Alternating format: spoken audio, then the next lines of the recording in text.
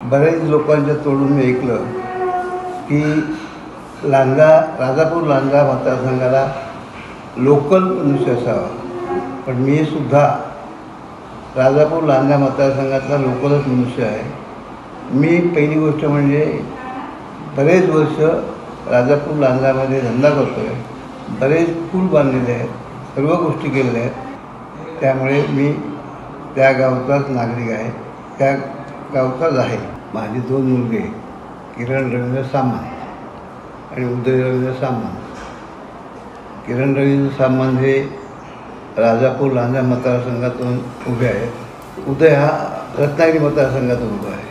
तर माझी कळकळीची मतदारांना विनंती आहे की माझ्या दोन्ही मुलांना रत्नागिरीच्या लोकांनी रत्नागिरीमध्ये मतदान करावं, लांजा राजापूर साखरपट्ट्या लोकांनी त्या त्या ठिकाणी मतदान करावं आणि माझ्या मुलांना आपले आशीर्वाद द्यावे.